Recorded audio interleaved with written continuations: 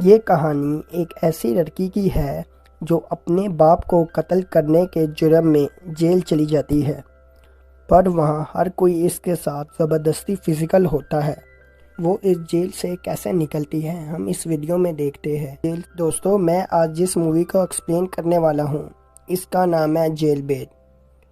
Movie के शुरू में हम देखते हैं एक लड़की जो अपने कमरे में बैठ के गिटार बजा रही होती है। उसी वक्त वहाँ उसके स्टेप फादर आते हैं और आते ही उसे एक थप्पड़ मारता है और उसके साथ फिजिकल होने की कोशिश करता है, लेकिन एना अपने आप को बचाने के लिए अपने स्टेप फादर को धक्का देती है, जिसकी वजह से उसके स्टेप फादर के गले में शीशा चला जाता है और वो उसी वक्त ही मर जाता है। इसके बाद पुलिस एना को अरेस्ट कर लेती है। कोर्ट में आना खुद को अब बहुत बचाने की कोशिश करती है, लेकिन उसकी कोशिश बेकार जाती है और उसे 4 साल की सज़ा हो जाती है। फिर उसे जेल लेकर जाया जाता है, जहां का वार्डन फ्रैंक होता है, जो इन सब लड़कियों को कहता है कि तुम लोगों ने यहाँ के रूल फॉलो करने होंगे और अगर तुमने कोई रूल तोड़ा तो तुम्हें सज़ा दी जाएगी। फिर एना को इसके सर लेकर जाया जाता है।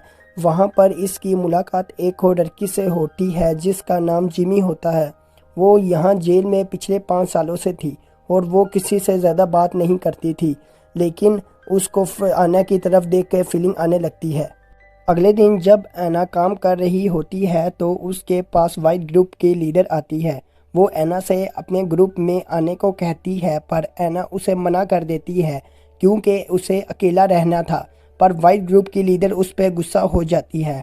फिर जब एना सफाई कर रही होती है तो वहाँ वाइट ग्रुप की लड़कियाँ एना को मारना शुरू कर देती है क्योंकि एना ने उनके लीडर की बात नहीं मानी थी। इसके बाद एना फ्रैंक के पास जाती है और उसे सब बताती है, पर फ्रैंक उससे कहता है कि मैं तुम्हारी मदद कर सकता हूँ, पर बदले में मुझे भी कुछ चाहिए। उसके बाद वो एना के क्लोज आता है और उसे टच करना शुरू कर देता है। एना समझ जाती है कि ये फ्रैंक मेरे साथ फिजिकल होना चाह रहा है और वहाँ से चली जाती है। वहाँ जिनी इसे कहती है कि तुम्हें इन सब की आदत डालनी होगी। ये कहकर जिनी एना को क्लोज आती है और उसे किस करना शुरू कर देती है। एना को भी ये सब कुछ करने में मज़ा आता है। इसके बाद वो दोनों फिजिकल हो जाते हैं। अगले दिन जब एना काम कर रही होती है तो ब्लैक ग्रुप की एक लड़की उसके पास आती है और एना को तंग करने लगती है। अब एना को समझ आ जाता है अगर उसे यहाँ सेफ रहना है तो उसे ग्रुप ज्वाइन करना होगा। एना वाइट घर के लीडर के पास जाती है और उसके ग्रुप में ज्वाइन हो जाती है। वाइट ग्रुप की लीडर इसे अपने सेल में लेकर जाती है। उसे कहती है कि अगर तुमने हमारे ग्रुप में आना है तो तुम्हें फ़ाइट करनी आनी चाहिए। अगले दिन एना ब्लैक ग्रुप की एक लड़की से फ़ाइट करने लग जाती है और तब ही वहाँ सिक्योरिटी आ जाती है। एना ने जेल के रूल तोड़े थे, इसलिए उसे सज़ा मिलने वाली थी। एना को सारे कपड़े उतार के उसे एक ठंडे रूम में बंद कर दिया जाता है और अगले दिन एना को फ्रैंक के पास लेकर जाया जाता है, जहां फ्रैंक इसे कहता है कि अगर तुमने इन पनिशमेंट से बचना है तो मेरे साथ फिजिकल हो। इस बार एना मान जाती है और फिर फ्रैंक इसके साथ फिजिकल हो जाता है। इसके बाद वो वाइट ग्रुप की लीडर के पास जाती है और दोनों मिलकर ड्रग्स करते हैं और फिर वो दोनों एक दूसरे के साथ फिजिकल हो जाते हैं। अगले दिन एक ब्लैक ग्रुप की लड़की एना से बदला लेने आती है जिसे एना ने मारा था। यहाँ दोनों ग्रुप में फ़ाइट हो जाती है और फ्रैंक इस फाइट का जिम्मेदार एना को कहता है और उसे अपने पास बुलवाता है ताकि वो उसके साथ मज़ा ले सके और वो फिर उसके साथ फिजिकल हो जाता है। एना सब अब इन सब चीज़ों से परेशान हो जाती है, इसलिए वो अब बहुत ज़्यादा ड्रग लेने लग जाती है। वाइट ग्रुप की लीडर एना को मना करती है, लेकिन एना उसकी बात नहीं सुनती, जिस पर वाइट ग्रुप की लीडर को गुस्सा आता है और वो एना को ग्रुप से निकाल देती है। जब ब्लैक ग्रुप को पता चलता है तो वो एना से अपना बदला लेने के लिए उसे बहुत मारता है। एना अब हर वक्त नशे में रहती है। उसे जेल में 2 लड़कियां मिलती है जो हर वक्त नशे में रहती थी और एना भी उनके साथ मिल जाती है और पूरा दिन नशा करने लग जाती है। अब उसे जिमी भी मना करती है, पर वो किसी की नहीं सुनती। अगले दिन वो ब्लैक ग्रुप से लड़ने चली जाती है। वहाँ सब के आपस में फ़ाइट हो जाती है और इन सब का इल्ज़ाम भी ऐना पर लगता है और उसे फिर नंगा करके उसी ठंडे रूम में रखा जाता है। अगले दिन फ्रैंक उसे जेल से निकाल देता है और वो फिर नशा करने लग जाती है और फिर वाइट ग्रुप की लीडर उसे नशा करने से मना करती है और तब भी वहाँ सिक्योरिटी गार्ड आ जाते हैं। फ्रैंक भी उनके साथ होता है और वहाँ आना खुद को मारने की कोशिश करती है, मगर वहाँ एक सिक्योरिटी गार्ड उसे रोक देता है और फिर से ऐना को सेल में बंद कर दिया जाता है। अब ऐना को ड्रग की एडिक्शन हो गई थी। जब उसे ड्रग नहीं मिल रहे थे तो वो बीमार होने लग जाती है। एक दिन वो अपने खाने की प्लेट तोड़कर अपने हाथ की नस काट देती है, पर एक गार्ड उसे देख लेता है और वो उसे मेडिकल रूम में ले जाता है जहां उसे कुछ दिन के लिए रखा जाता है। वहां जिन नेम की नर्स उसका बहुत ख्याल रखती है। जब ऐना ठीक हो जाती है तो उसको उसके सेल में लेकर जाया जाता है और फिर वो वाइट गर्ल के ग्रुप का टैटू अपने बाजू से हटा देती है। जब जब वाइट ग्रुप की लीडर को पता चलता है तो वो उस पर गुस्सा करके उसकी गाल पे काट देती है। ऐना जब मेडिकल रूम में होती है तो फ्रैंक उसे मिलने आता है और ऐना को गंदी जगह टच करने लग जाता है और ये सब नर्स देख लेती है। और फिर जब फ्रैंक चला जाता है तो नर्स ऐना से फ्रैंक के बारे में पूछती है तो ऐना उसे सब बता देती है, पर फ्रैंक नर्स को मार देता है। जब ऐना को पता चलता है तो उसे बहुत बुरा लगता है। अगले दिन फिर फ्रैंक उसे अपने पास बुलाता है और उसके साथ फिजिकल होता है। पर ऐना अब परेशान हो चुकी थी। ऐना वाइट ग्रुप के लीडर के पास जाती है और उसे सब बताती है। वो उसे एक मोबाइल देती है और कहती है जब भी फ्रैंक तुम्हारे साथ फिजिकल होगा वीडियो बना लेना। वो ऐसे ही करती है। काफ़ी देर बाद वहाँ पर सीनियर पुलिस आती है कैदियों की खबर लेने, तो ऐना उनको वहाँ फ्रैंक की वीडियो दिखा देती है जिस पे फ्रैंक को जेल हो जाती है और ऐना को बाइज्जत बरी कर दिया जाता है। और यहाँ ये मूवी एंड हो जाती है। दोस्तों, अगर ये मूवी अच्छी लगी हो तो मेरी वीडियो को लाइक और चैनल को सब्सक्राइब कर दें।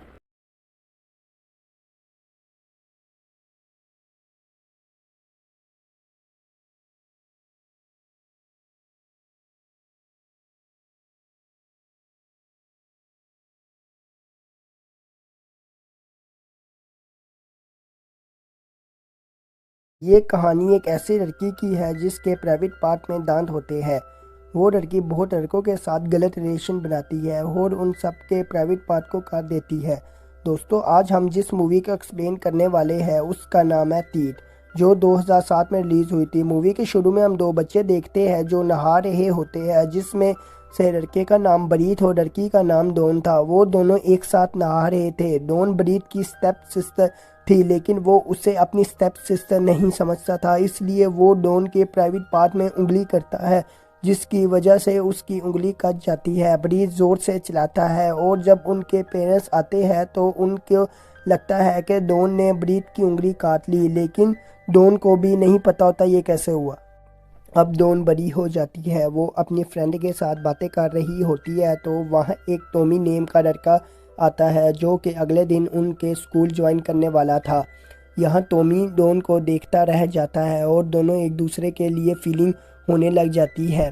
इसके बाद जब डॉन घर आती है तो हमें पता चलता है कि उसकी मॉम की तबीयत खराब रहती है और उनकी हालत दिन ब दिन खराब होती जा रही है। इसके बाद जब डॉन बाथरूम में जाती है तो उसका भाई ब्रीथ उसे बहुत ज़्यादा तंग करता है, पर ये उसका रोज़ का था, इसलिए वो इस बात का बुरा नहीं मानती। अगले दिन जब वो क्लास में जाती है तो बायोलॉजी का लेक्चर चल रहा होता है। जब वो बुक देखते हैं तो उसे लड़की के प्राइवेट पार्ट पर स्टिकर लगा होता है। जब स्टूडेंट सर से पूछते हैं तो सर ये स्टिकर क्यों लगा है, तो सर कहते हैं कि गवर्नमेंट की तरफ से स्टिकर लगा हुआ है। फिर स्कूल के बाद टॉमी और डॉन दोनों मूवी देखने जाते हैं जो कि एक अडल्ट मूवी होती है, जो देखते ही टॉमी का खड़ा हो जाता है। टॉमी डॉन के करीब आने की कोशिश करता है लेकिन डॉन नहीं समझ पाती। उसके बाद हम ब्रीथ को देखते हैं जो अपनी गर्लफ्रेंड के साथ बिजी होता है। वो ब्रीथ की उंगली के बारे में पूछती है पर ब्रीथ कुछ नहीं बताता।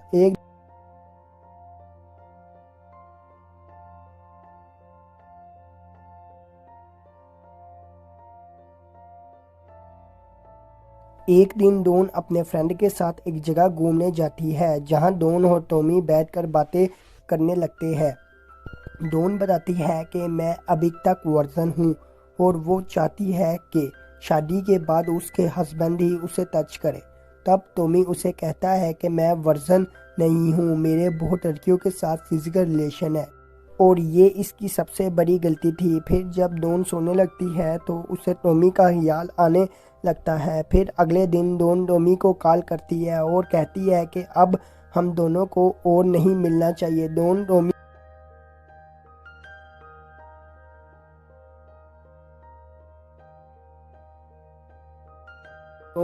डॉन टॉमी से दूर रहने की बहुत कोशिश करती है पर वो उससे दूर नहीं रह पाती। अगले दिन वो टॉमी को कॉल करती है और उसे इसी जगह बुलाती है जहां वो पहले घूमने गए थे। जब टॉमी आता है तो वो दोनों स्विम करके उसी गुफा में चले जाते हैं। टॉमी डॉन को किस करने लग जाता है। डॉन उसे मना तो बहुत करती है लेकिन टॉमी ज़बरदस्ती करने लग जाता है। तब ही डॉन का सर एक पत्थर से टकरा जाता है और वो वहीं ही बेहोश हो जाती है। टॉमी इसका फ़ायदा उठा के उसके साथ फिजिकल होने लग जाता है लेकिन डॉन का पहली दफ़ा था इसलिए वो दर्द की वजह से होश में आ जाती है। तभी हमें कुछ आवाज़ सुनाई देती है। वो आवाज़ टॉमी के प्राइवेट पार्ट करने की आवाज़ थी तो वो बहुत चिल्लाने लगता है। डॉन को भी समझ नहीं आती कि ये कैसे हो गया। अब टॉमी दर्द के मारे पानी में चला जाता है। डॉन उसका इंतज़ार करती है पर टॉमी बाहर नहीं आता इसलिए डॉन अपने घर चली जाती है। अब अगले दिन डॉन उसी जगह जाती है। वहाँ वो टॉमी का प्राइवेट पार्ट कटा हुआ देखती है। अब वो सोचती है कि ये सब आखिर कैसे हुआ।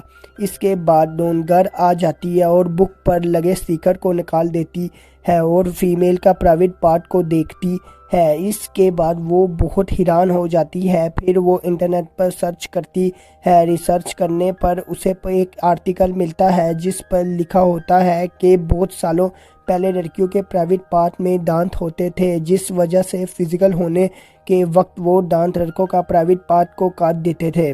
अब ये पढ़ के डॉन बहुत ज़्यादा डर जाती है क्योंकि इसके साथ भी ऐसा ही हो रहा था। इसके बाद वो डॉक्टर के पास जाती है और डॉक्टर से कहती है कि उसके कुएं में कुछ है। डॉक्टर ग्लव पहनकर अपनी उंगलियों से उसके प्राइवेट पार्ट चेक करता है। जब वो चेक कर रहा होता है तो हमें वही आवाज़ें आती है। इसके बाद डॉक्टर की उंगलियां कट जाती है और डॉक्टर बहुत चिल्लाने लगता है।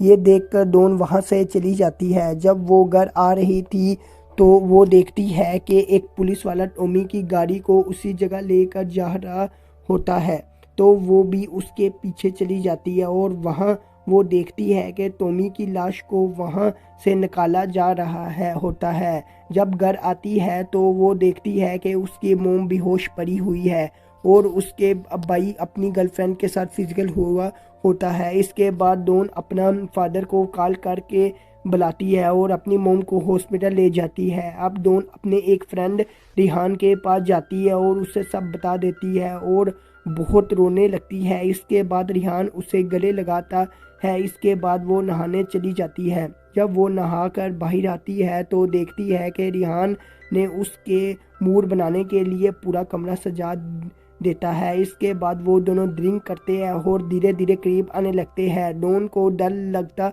है कि कहीं जैसे दूसरों के साथ हुआ वो रिहान के साथ भी ना हो जाए, मगर जब वो फिजिकल होता है तो रिहान को कुछ नहीं होता। ये देखकर डॉन बहुत खुश हो जाती है और खुद को बिना कपड़ों के शीशे में देखती है। जहाँ यहाँ डॉक्टर को टॉमी को पोस्टमार्टम से एक दांत मिलता है।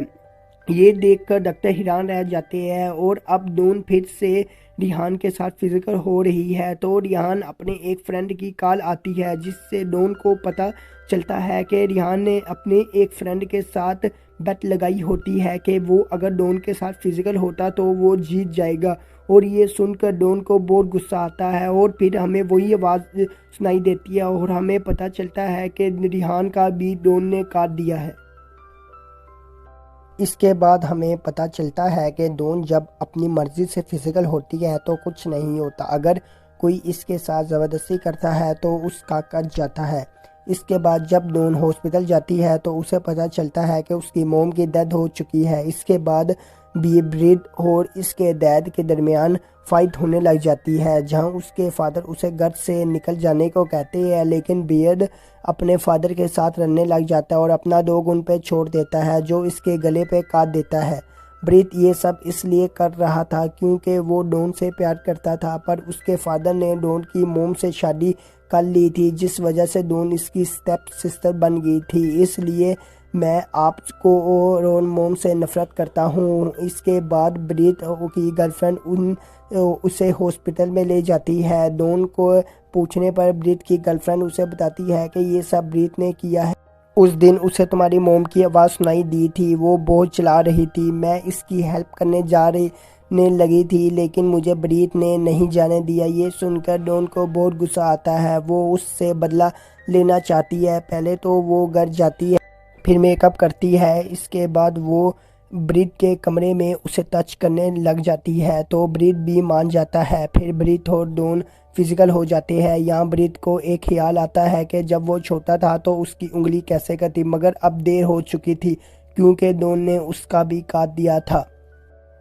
इसके बाद डॉन वहाँ से चली जाती है और अपनी न्यू लाइफ स्टार्ट करती है। एक बार वो साइकिल लेकर जा रही होती है तो उसके साइकिल का टायर पंचर हो जाता है। तब वो वहाँ एक गाड़ी से लिफ्ट मांगती है, जो उसे लिफ्ट दे देता है। फिर वो गाड़ी में ही सो जाती है। जब वो उठती है तो गाड़ी से बाहर निकलने की कोशिश करती है, लेकिन गाड़ी के डोर लॉक हो जाते हैं और वो बुढ़ा आदमी गंदे इशारे करने लग जाता है। वो डॉन से फ़ायदा उठाना चाहता है। पहले तो डॉन डर जाती है, पर डॉन को ख्याल आता है कि उसे डरने की ज़रूरत नहीं, क्योंकि उसको पता था कि इस बुड्ढे के साथ क्या होने वाला है। और ये मूवी यहाँ ही ख़त्म हो जाती है। फिल्म है, इस वीडियो को एंड तक देखना। इस मूवी में एक ही परिवार में कैसे सेक्स होता है, इस बारे में ये फिल्म है। इस वीडियो को एंड तक देखना। मूवी की शुरुआत होती है और हमें देखने को मिलता है एक फोटो लिया जा रहा होता है फैमिली का, जो कि क्रिसमस के दौरान का होता है। मूवी में हमें फैमिली मेंबर्स दिखाई देते हैं, जिसमें एक रोमी होता है और उसका बड़ा भाई फेरे होता है और उसकी एक बहन होती है जो कि गोद ली हुई होती है, और वो अपने बड़े भाई फेरा के साथ शारीरिक संबंध में होती है। ये रोमी को पता होता है। अपने भाई को रोमी हैंडसम और बलवान समझता है। अगले सीन में हमें पूरा परिवार एक टेबल पे खाते हुए दिखता है। अगले दिन रोमी के स्कूल में प्रिंसिपल ने रोमी की मम्मी को बुलाया। क्लेरा से शिकायत करने लग गया कि कैसे बायोलॉजी की क्लास में रोमी मास्टरबेट करता हुआ पकड़ा गया। बाकी स्टूडेंट्स वीडियो बना के उसका मजाक उड़ा रहे थे। रोमी की मम्मी क्लेरा रोमी से मिलना चाहती थी। वो रोमी के पास गई और बोली, बेटा तुम डरो मत, मैं तुम्हारे साथ हूँ। ऐसा होता है। अगले सीन में हमें देखने को मिलता है कि क्लेरा अपने हस्बैंड से बात कर रही होती है। क्लेरा रोमी के बारे में अपने हस्बैंड को बताती है कैसे क्लास में मास्टरबेट करता हुआ पकड़ा गया। उतने में उसका पति बोल उठता है कि हमने अपने बच्चों को तो सेक्स एजुकेशन दिया ही नहीं है, हम तो अपना काम कर लेते हैं, लेकिन हमारे बच्चे कैसे करेंगे। क्लेरा बोलती है, हाँ तुमने सही कहा। इसी बात के दौरान क्लेरा और उसका हस्बैंड इंटीमेट होने लग जाते हैं। मूवी के अगले सीन में देखने को मिलता है क्लेरा अपने गार्डन में बैठी होती है, साथ में उसका एक पड़ोसी भी होता है जो कि उसी गार्डन में बैठा होता है। क्लेरा उससे पूछती है, तुम्हारी तो पत्नी मर चुकी है, तो तुम शारीरिक संबंध बनाते हो। फिर वो बोलता है, हाँ मैंने बनाने की तो सोची है, लेकिन मुझे अपनी पत्नी को धोखा देना अच्छा नहीं लगता, इसलिए मैं अपने हाथ से ही काम चलाता हूँ। मूवी के अगले सीन में हमें देखने को मिलता है कि रोमी को अभी स्कूल से निकाल दिया गया है। अकेले घर पे बैठे बैठे वो बोर हो गया है, क्योंकि स्कूल में एक उसकी गर्लफ्रेंड थी, उससे वो बात करता था, लेकिन यहाँ पे वो अकेला पड़ गया है। इतने में उसके पापा उससे बात करने की कोशिश करते हैं, लेकिन वो रोता हुआ उठ के चला जाता है। अगले सीन में हमें देखने को मिलता है कि रोमी टहलने के लिए बाहर निकलता है। उतने में उसकी स्कूल की एक फ्रेंड दिखती है, उसको रोकता है और उससे थोड़ी बातें करता है, फिर उसके साथ चलने लग जाता है। इतने में रोमी उसे प्रपोज कर देता है और वो मान जाती है। फिर दोनों किस करने लग जाते हैं एक दूसरे को। अब रोमी उसे अपने घर लेके आ जाता है और अपने फैमिली वालों से मिलाता है। फैमिली वाले उसे देख के बहुत खुश होते हैं। फिर अगले सीन में हमें देखने को मिलता है रोमी उसको एक कमरे में लेके जाता है उसके साथ गपागप करने के लिए। दूसरी ओर रोमी का बड़ा भाई और उसके अडॉप्टेड सिस्टर, उन दोनों को पॉर्न देखने का शौक होता है और वो दोनों भी गपागप करने की सोचते हैं। मूवी के एंडिंग सीन में हमें देखने को मिलता है कि क्रिसमस का वही दिन होता है। फिर ये कहानी एक ही घर के तीन मर्दों की है, जिनको अपने ही घर की नुकरानी से प्यार हो जाता है और तीनों ही उसकी लेने की कोशिश करते रहते हैं। अब वो नुकरानी इन तीनों में से किसको देती है, हम इस मूवी में देखेंगे। आज मैं जिस मूवी को एक्सप्लेन करने वाला हूँ, इसका नाम है मलेशिया। ये मूवी 1973 में रिलीज हुई थी। मूवी की शुरू में हमें दिखाया जाता है कि एक अमीर आदमी की बीवी मर गई है, जिस आदमी का नाम गनाशो था, और अब इस पर अपने तीनों बच्चों की जिम्मेदारी आ गई थी, जिसमें सबसे बड़ा बेटा टोनी जो कि 20 साल का, उसके बाद छोटा बेटा नीनो जो कि 16 साल का होता है, और सबसे छोटा बेटा एनजीओ जो कि सिर्फ 6 साल का होता है। गनाशो की बीवी के डेथ पर उसके कई रिश्तेदार आए रहे होते हैं, लेकिन उनको देखकर ऐसा लग रहा होता है कि किसी को भी गनाशो की बीवी के मरने का दुख नहीं, और बेटों को भी कैसे ही लग रहा होता है जैसे उसको अपनी माँ के मरने का दुख नहीं।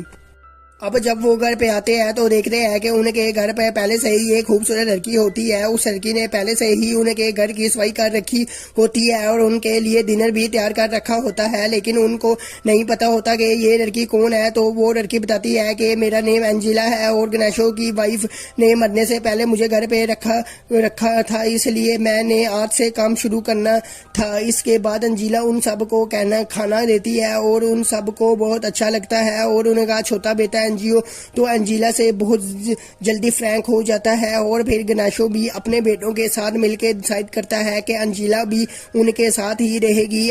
यहाँ तक कि गणेशो इतना ज्यादा खुश होता है कि वो अपनी पत्नी के ग्रेव पर जाता है और अंजिला को उनके घर भेजने पर थैंक्स करता है। गणेशो एक अमीर आदमी होता है, इसलिए उसकी वाइफ के मरने के बाद एक औरत उससे नजदीकियां बनाने की कोशिश करने लग जाती है ताकि वो उससे शादी कर सके। गणेशो का छोटा बेटा नीनो, जिसकी जवानी आसमानों पर होती है, वो उस औरत को गंदी जगह टच करने लग जाता है और मजा लेता है, पर उस औरत को भी मजा आता है और वो नैनो को कुछ भी नहीं कहती। इसके अलावा नैनो हर रोज अंजिला के लिए एक गुलाब का फूल घर छोड़ जाता था। अब अंजिला को ये तो नहीं पता था, लेकिन वो फूल देख के बहुत ज्यादा खुश होती थी और उसको लगता था घर में कोई ना कोई तो है जो मुझसे प्यार करता है। फिर एक दिन नैनो अपने दोस्त के साथ गेम खेल रहा होता है तो उसे चोट लग जाती है। फिर वो घर आता है और अंजिला उसकी पट्टी कर लेती है और अंजिला को बोलता है कि ये बात मेरे फादर को ना बताना। अगले दिन जब वो अपने दोस्त के पास जाता है तो वो ये चीज उसे बताता है कि मैंने अपनी मेड को बिना कपड़ों के देखा है। इस पर उसके दोस्त बोलता है कि तुम मुझे अपनी मेड बगैर कपड़ों के दिखाओगे तो मैं तुम्हें अपनी बहन बगैर कपड़ों के दिखाऊंगा, और वो दिखाता भी है।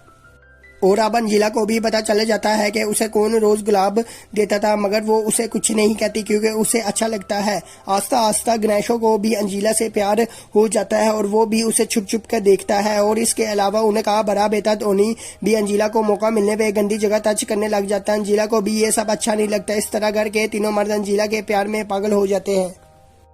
अब जब एक दिन अंजिला अपने काम से छुट्टी लेकर किधर जा रही होती है तो गणेशो उससे पूछता है कि तुम अपने बॉयफ्रेंड से मिलने जा रही हो, तो वो कहती है नहीं, मेरा कोई बॉयफ्रेंड नहीं। और यहाँ ही गणेशो तय कर लेता है कि मैंने इसी से ही शादी करनी है। एक दिन टोनी अंजिला को टच कर रहा होता है तो नैनो आ जाता है और उसे रोकता है और उससे लड़ने लग जाता है, लेकिन नैनो छोटा होता है इसलिए हार जाता है। फिर जब नैनो अपने कमरे में बैठा होता है तो अंजिला उसे मनाने आती है तो वो बोलता है कि मुझे पता है कि मेरे लिए गुलाब तुम ही छोड़ते थे और मुझे ये चीज अच्छी लगती थी। फिर उसी रात नैनो देखता है कि टोनी और उसके फादर तैयार होकर अंजिला के रूम में उसकी लेने जा रहे हैं। वो किसी तरह उन लोगों को रोकना चाहता था, इसलिए उसे एक आइडिया आता है और वो एक पत्थर पकड़ के घर के नीचे वाली दुकान से का शीशा तोड़ देता है, जिससे उस दुकान का अलार्म बजता है और सबका ध्यान उस दुकान की तरफ हो जाता है। सुबह जब पुलिस आती है तो वो देखती है कि उनके घर पे कोई चोरी नहीं हुई, इसलिए वो चोरी की रिपोर्ट नहीं करता।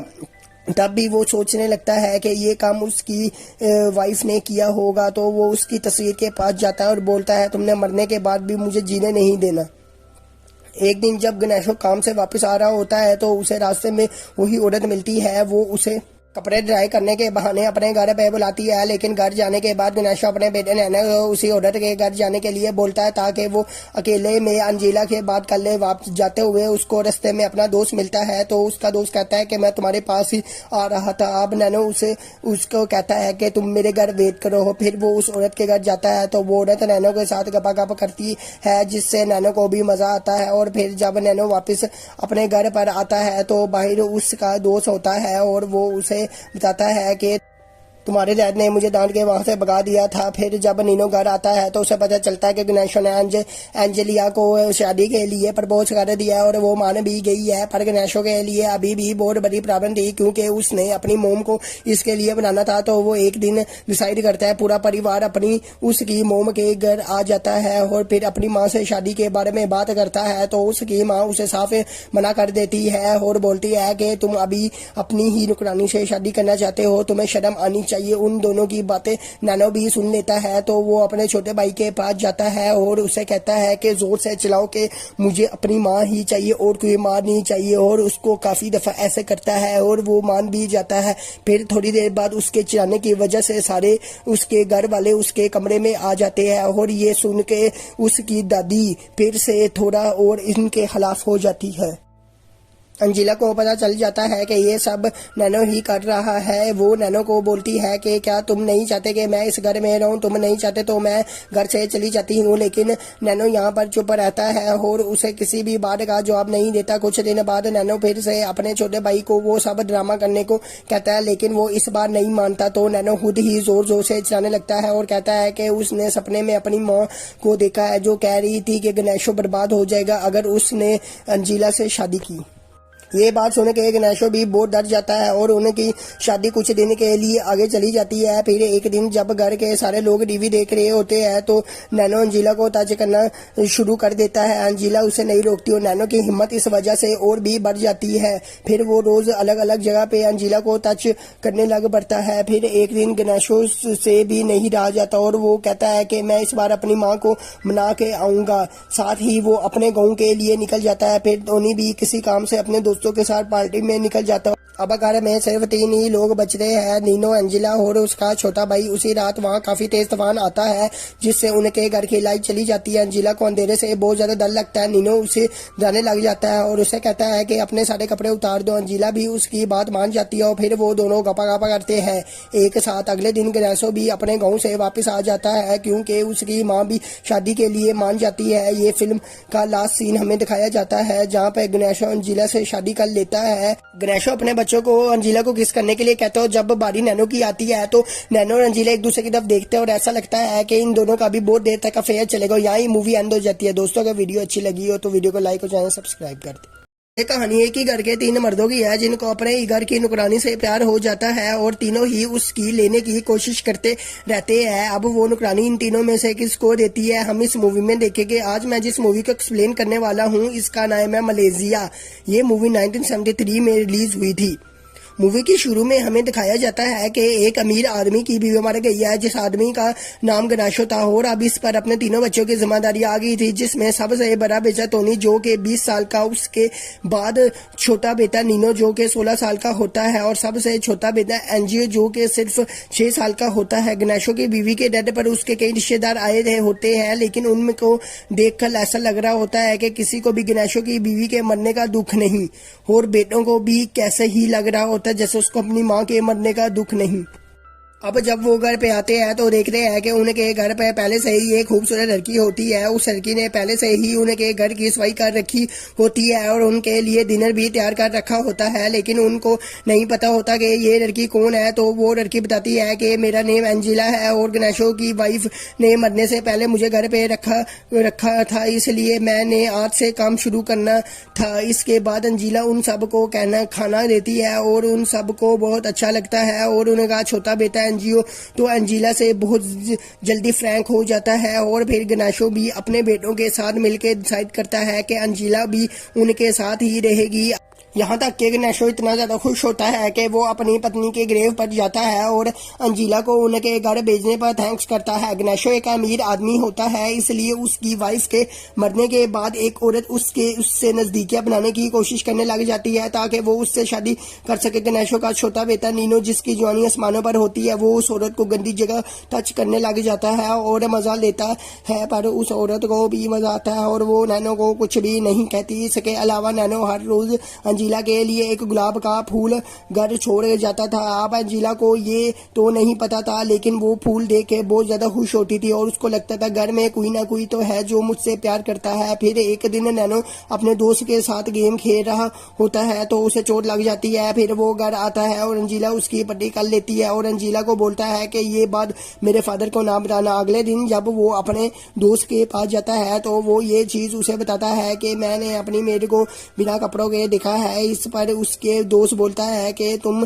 मुझे अपनी मेड बगैर कपड़ों के दिखाओगे तो मैं तुम्हें अपनी बहन बगैर कपड़ों के दिखाऊंगा, और वो दिखाता भी है। और अब अंजिला को भी पता चल जाता है कि उसे कौन रोज गुलाब देता था, मगर वो उसे कुछ नहीं कहती क्योंकि उसे अच्छा लगता है। आस्ता आस्ता गणेशो को भी अंजिला से प्यार हो जाता है और वो भी उसे छुप छुप कर देखता है। और इसके अलावा उनका बड़ा बेटा टोनी भी अंजिला को मौका मिलने पे गंदी जगह टच करने लग जाता है। अंजिला को भी ये सब अच्छा नहीं लगता। इस तरह घर के 3 मर्द अंजिला के प्यार में पागल हो जाते हैं। अब जब एक दिन अंजीला अपने काम से छुट्टी लेकर किधर जा रही होती है तो गणेशो उससे पूछता है कि तुम अपने बॉयफ्रेंड से मिलने जा रही हो। तो वो कहती है नहीं, मेरा कोई बॉयफ्रेंड नहीं। और यहाँ ही गणेशो तय कर लेता है कि मैंने इसी से ही शादी करनी है। एक दिन टोनी अंजीला को टच कर रहा होता है तो नैनो आ जाता है और उसे रोकता है और उससे लड़ने लग जाता है, लेकिन नैनो छोटा होता है इसलिए हार जाता है। फिर जब नैनो अपने कमरे में बैठा होता है तो अंजीला उसे मनाने आती है तो वो बोलता है कि मुझे पता है कि मेरे लिए गुलाब तुम ही छोड़ते थे और मुझे ये चीज अच्छी लगती थी। फिर उसी रात नैनो देखता है कि टोनी और उसके फादर तैयार होकर अंजीला के रूम में उसकी लेने जा रहे हैं। वो किसी तरह उन लोगों को रोकना चाहता था, इसलिए उसे एक आइडिया आता है और वो एक पत्थर पकड़ के घर के नीचे वाली दुकान से का शीशा तोड़ देता है, जिससे उस दुकान का अलार्म बजता है और सबका ध्यान उस दुकान की तरफ हो जाता है। सुबह जब पुलिस आती है तो वो देखती है कि उनके घर पे कोई चोरी नहीं हुई, इसलिए वो चोरी की रिपोर्ट नहीं करता। तब भी वो सोचने लगता है कि ये काम उसकी वाइफ ने किया होगा। तो वो उसकी तस्वीर के पास जाता है और बोलता है तुमने मरने के बाद भी मुझे जीने नहीं देना। एक दिन जब गणेशो काम से वापस आ रहा होता है तो उसे रास्ते में वही औरत मिलती है। वो उसे कपड़े ड्राई करने के बहाने अपने घर पे बुलाती है, लेकिन घर जाने के बाद गणेशो अपने बेटे नैना को उसी औरत के घर जाने के लिए बोलता है ताकि वो अकेले में अंजीला के बात कर ले। वापस जाते हुए उसको रास्ते में अपना दोस्त मिलता है तो उसका दोस्त कहता है कि मैं तुम्हारे पास ही आ रहा था। अब नैनो उसको कहता है कि तुम मेरे घर वेट करो। फिर वो उस औरत के घर जाता है तो वो औरत नैनो के साथ गपा करती है, जिससे नैनो को भी मजा आता है। और फिर जब नैनो वापस अपने घर पर आता है तो बाहर उसका दोस्त होता है और वो उसे बताता है कि तुम्हारे डैड ने मुझे डांट के वहां से भगा दिया था। फिर जब नीनो घर आता है तो उसे पता चलता है कि गणेशो ने एंजेलिया को शादी के लिए प्रपोज कर दिया और वो मान भी गई है। पर गणेशो के लिए अभी भी बहुत बड़ी प्रॉब्लम थी, क्योंकि उसने अपनी मोम को इसके लिए बनाना था। तो वो एक दिन डिसाइड करता है, पूरा परिवार अपनी उसकी मोम के घर आ जाता है और फिर अपनी माँ से शादी के बारे में बात करता है। तो उसकी माँ उसे साफ मना कर देती है और बोलती है कि तुम अभी अपनी ही नुकरानी से शादी करना चाहते हो, तुम्हें शर्म आनी चाहिए। उन दोनों की बातें नैनो भी सुन लेता है तो वो अपने छोटे भाई के पास जाता है और उसे कहता है कि जोर से चिल्लाओ कि मुझे अपनी माँ ही चाहिए और कोई माँ नहीं चाहिए। और उसको काफी दफा ऐसे करता है और वो मान भी जाता है। फिर थोड़ी देर बाद उसके चिल्लाने की वजह से सारे उसके घर वाले उसके कमरे में आ जाते हैं और ये सुन के उसकी दादी फिर से थोड़ा और इनके खिलाफ हो जाती है। अंजिला को पता चल जाता है कि ये सब नैनो ही कर रहा है। वो नैनो को बोलती है कि क्या तुम नहीं चाहते कि मैं इस घर में रहूं, तुम नहीं चाहते तो मैं घर से चली जाती हूँ। लेकिन नैनो यहाँ पर चुप रहता है और उसे किसी भी बात का जवाब नहीं देता। कुछ दिन बाद नैनो फिर से अपने छोटे भाई को वो सब ड्रामा करने को कहता है, लेकिन वो इस बार नहीं मानता। तो नैनो खुद ही जोर जोर से चिल्लाने लगता है और कहता है कि उसने सपने में अपनी माँ को देखा है जो कह रही थी कि गणेशो बर्बाद हो जाएगा अगर उसने अंजिला से शादी की। ये बात सुन के गणेशो भी बहुत डर जाता है और उनकी शादी कुछ दिन के लिए आगे चली जाती है। फिर एक दिन जब घर के सारे लोग टीवी देख रहे होते हैं तो नैनो अंजिला को टच करना शुरू कर देता है। अंजिला उसे नहीं रोकती और नैनो की हिम्मत इस वजह से और भी बढ़ जाती है। फिर वो रोज अलग अलग जगह पे अंजिला को टच करने लग पड़ता है। फिर एक दिन गणेशो से भी नहीं रहा जाता और वो कहता है कि मैं इस बार अपनी माँ को मना के आऊंगा। साथ ही वो अपने गाँव के लिए निकल जाता है। फिर टोनी भी किसी काम से अपने दोस्तों के साथ पार्टी में निकल जाता है। अब घर में सिर्फ 3 ही लोग बच रहे हैं, नीनो, एंजिला और उसका छोटा भाई। उसी रात वहाँ काफी तेज तूफान आता है जिससे उनके घर की लाइट चली जाती है। एंजिला को अंधेरे से बहुत ज्यादा डर लगता है। नीनो उसे डराने लग जाता है और उसे कहता है कि अपने सारे कपड़े उतार दो। एंजिला भी उसकी बात मान जाती है और फिर वो दोनों गपा गपा करते हैं एक साथ। अगले दिन गणेशो भी अपने गाँव से वापस आ जाता है क्योंकि उसकी माँ भी शादी के लिए मान जाती है। ये फिल्म का लास्ट सीन हमें दिखाया जाता है जहाँ पे गणेशो अंजिला से शादी कर लेता है। गणेशो अपने बच्चों को अंजिला को किस करने के लिए कहते हो। जब बारी नैनो की आती है तो नैनो और अंजिला एक दूसरे की तरफ देखते हैं और ऐसा लगता है कि इन दोनों का भी बहुत देर तक अफेयर चलेगा। यहाँ ही मूवी एंड हो जाती है। दोस्तों अगर वीडियो अच्छी लगी हो तो वीडियो को लाइक और चैनल सब्सक्राइब कर दे।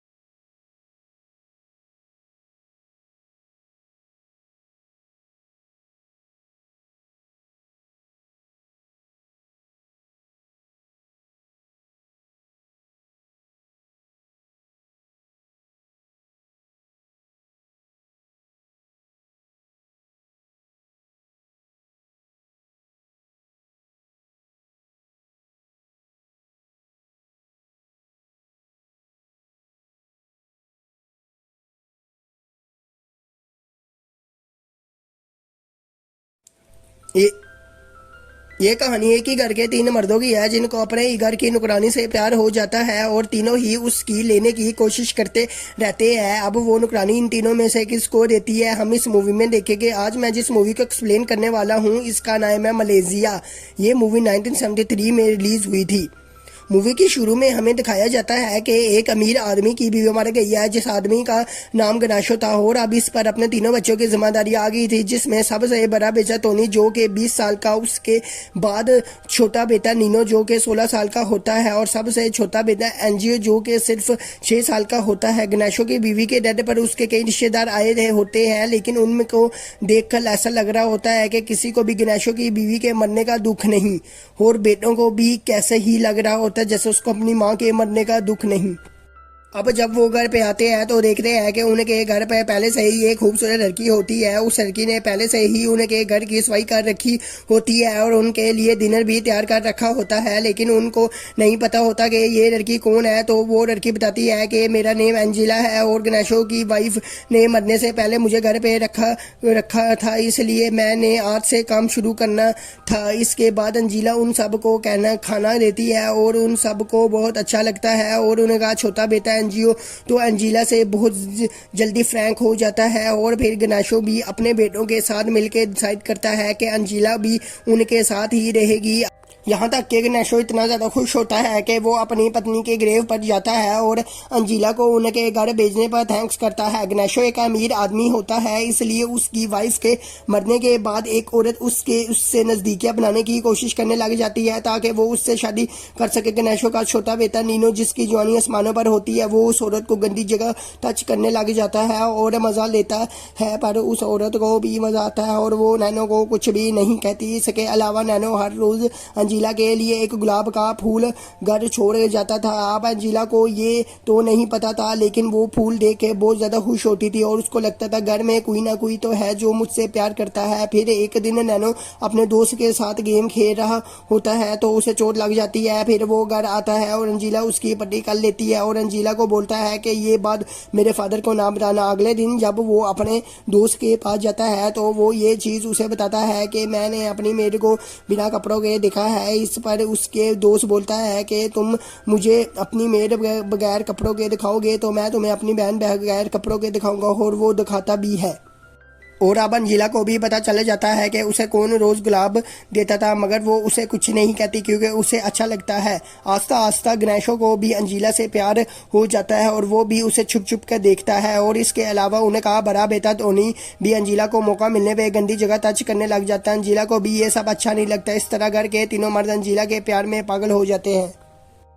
अब जब एक दिन अंजिला अपने काम से छुट्टी लेकर किधर जा रही होती है तो गनाशो उससे पूछता है कि तुम अपने बॉयफ्रेंड से मिलने जा रही हो, तो वो कहती है नहीं मेरा कोई बॉयफ्रेंड नहीं। और यहाँ ही गनाशो तय कर लेता है कि मैंने इसी से ही शादी करनी है। एक दिन टोनी अंजिला को टच कर रहा होता है तो नैनो आ जाता है और उसे रोकता है और उससे लड़ने लग जाता है, लेकिन नैनो छोटा होता है इसलिए हार जाता है। फिर जब नैनो अपने कमरे में बैठा होता है तो अंजिला उसे मनाने आती है तो वो बोलता है कि मुझे पता है कि मेरे लिए गुलाब तुम ही छोड़ते थे और मुझे यह चीज़ अच्छी लगती थी। फिर उसी रात नैनो देखता है कि टोनी और उसके फादर तैयार होकर अंजिला के रूम में उसकी लेने जा रहे हैं। वो किसी तरह उन लोगों को रोकना चाहता था, इसलिए उसे एक आइडिया आता है और वो एक पत्थर पकड़ के घर के नीचे वाली दुकान से का शीशा तोड़ देता है, जिससे उस दुकान का अलार्म बजता है और सबका ध्यान उस दुकान की तरफ हो जाता है। सुबह जब पुलिस आती है तो वो देखती है कि उनके घर पे कोई चोरी नहीं हुई, इसलिए वो चोरी की रिपोर्ट नहीं करता।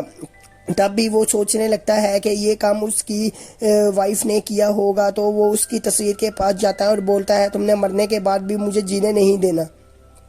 एक दिन जब गनाशो काम से वापस आ रहा होता है तो उसे रास्ते में वही औरत मिलती है। वो उसे कपड़े ड्राई करने के बहाने अपने घर पे बुलाती है, लेकिन घर जाने के बाद गनाशो अपने बेटे नैनो को उसी औरत के घर जाने के लिए बोलता है ताकि वो अकेले में अंजिला के बात कर ले। वापस जाते हुए उसको रास्ते में अपना दोस्त मिलता है तो उसका दोस्त कहता है कि मैं तुम्हारे पास ही आ रहा था। अब नैनो उसको कहता है कि तुम मेरे घर वेट करो। फिर वो उस औरत के घर जाता है तो वो औरत नैनो के साथ गपा गप करती है, जिससे नैनो को भी मज़ा आता है। और फिर जब नैनो वापस अपने घर पर आता है तो बाहर उसका दोस्त होता है और वो उसे बताता है कि तुम्हारे डैड ने मुझे डांट के वहाँ से भगा दिया था। फिर जब नीनो घर आता है तो उसे पता चलता है कि गणेशो ने एंजेलिया को शादी के लिए प्रपोज कर दिया है और वो मान भी गई है। पर गणेशो के लिए अभी भी बहुत बड़ी प्रॉब्लम थी क्योंकि उसने अपनी मोम को इसके लिए बनाना था। तो वो एक दिन डिसाइड करता है, पूरा परिवार अपनी उसकी मोम के घर आ जाता है और फिर अपनी माँ से शादी के बारे में बात करता है। तो उसकी माँ उसे साफ मना कर देती है और बोलती है कि तुम अभी अपनी ही नुकरानी से शादी करना चाहते हो, तुम्हें शर्म आनी चाहिए। उन दोनों की बातें नैनो भी सुन लेता है। तो वो अपने छोटे भाई के पास जाता है और उसे कहता है कि जोर से चिल्लाओ कि मुझे अपनी माँ ही चाहिए और कोई माँ नहीं चाहिए। और उसको काफ़ी दफ़ा ऐसे करता है और वो मान भी जाता है। फिर थोड़ी देर बाद उसके चिल्लाने की वजह से सारे उसके घर वाले उसके कमरे में आ जाते हैं और ये सुन के उसकी दादी फिर से थोड़ा और इनके खिलाफ हो जाती है। अंजिला को पता चल जाता है कि ये सब नैनो ही कर रहा है। वो नैनो को बोलती है कि क्या तुम नहीं चाहते कि मैं इस घर में रहूं? तुम नहीं चाहते तो मैं घर से चली जाती हूँ। लेकिन नैनो यहाँ पर चुप रहता है और उसे किसी भी बात का जवाब नहीं देता। कुछ दिन बाद नैनो फिर से अपने छोटे भाई को वो सब ड्रामा करने को कहता है, लेकिन वो इस बार नहीं मानता। तो नैनो खुद ही जोर जोर से चिल्लाने लगता है और कहता है कि उसने सपने में अपनी माँ को देखा है जो कह रही थी कि गणेशो बर्बाद हो जाएगा अगर उसने अंजिला से शादी की। ये बात सुन के गणेशो भी बहुत डर जाता है और उनकी शादी कुछ दिन के लिए आगे चली जाती है। फिर एक दिन जब घर के सारे लोग टीवी देख रहे होते हैं तो नैनो अंजिला को टच करना शुरू कर देता है। अंजिला उसे नहीं रोकती और नैनो की हिम्मत इस वजह से और भी बढ़ जाती है। फिर वो रोज़ अलग अलग जगह पे अंजिला को टच करने लग पड़ता है। फिर एक दिन गणेशो से भी नहीं रहा जाता और वो कहता है कि मैं इस बार अपनी माँ को मना के आऊँगा। साथ ही वो अपने गाँव के लिए निकल जाता है। फिर टोनी भी किसी काम से अपने दोस्तों के साथ पार्टी में निकल जाता है। अब घर में सिर्फ 3 ही लोग बचते हैं, नीनो, एंजिला और उसका छोटा भाई। उसी रात वहाँ काफ़ी तेज तूफान आता है जिससे उनके घर की लाइट चली जाती है। एंजिला को अंधेरे से बहुत ज़्यादा डर लगता है। नीनो उसे डराने लग जाता है और उसे कहता है कि अपने सारे कपड़े उतार दो। एंजिला भी उसकी बात मान जाती है और फिर वो दोनों गपा गपा करते हैं एक साथ। अगले दिन गणेशो भी अपने गाँव से वापस आ जाता है क्योंकि उसकी माँ भी शादी के लिए मान जाती है। ये फिल्म का लास्ट सीन हमें दिखाया जाता है जहाँ पर गणेशो अंजिला से शादी कर लेता है। गणेशो अपने बच्चों को अंजिला को किस करने के लिए कहते हो। जब बारी नैनो की आती है तो नैनो और अंजिला एक दूसरे की तरफ देखते हैं और ऐसा लगता है कि इन दोनों का भी बहुत देर तक अफेयर चलेगा। यहाँ ही मूवी एंड हो जाती है। दोस्तों अगर वीडियो अच्छी लगी हो तो वीडियो को लाइक और चैनल सब्सक्राइब कर दें।